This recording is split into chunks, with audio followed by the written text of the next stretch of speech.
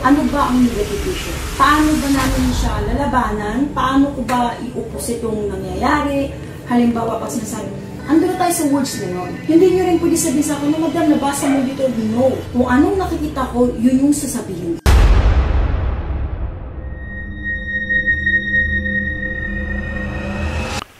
Hello po mga ka-PTV, sa video na ito ay tatalakayin natin ang pinakamalakas na hamon ng kalikasan na sisira ng mga kabahayan ayon sa mga visions ni Madam Rudy Baldwin.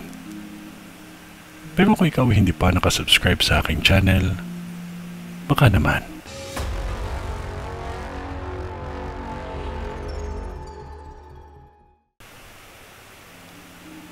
Napakalakas na hamon ng kalikasan ang ating dadanasin sa taong 2025, lalong-lalo na sa buhawi o tornado.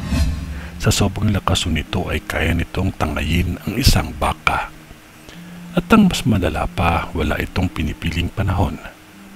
Hindi ito basta-basta lamang na tornado kasi kaya nitong humagip ng mga tao at sumira ng mga kabahayan.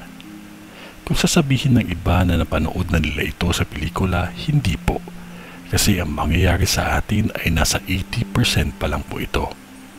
Sa sobrang tindi pa nga ng mga magaganap at ang galit ng kalikasan, ay masasabi talaga ng mga nakasaksi na katapusan na ba talaga ng mundo?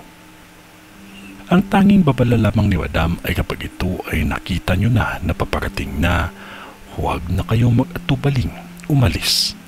Lumikas na kayo agad para kayo ay maligtas sa kapahamakan at peligro. Hindi ko kayo tinatakot. Ang akin lamang ay magbibigay ng babala para kayo ay makapaghanda. Kasi ito ay magaganap, maulan man o mainit, may bagyo man o wala. Magaganap po itong lahat. Maging maingat at huwag kalimutan ang manalangin palagi.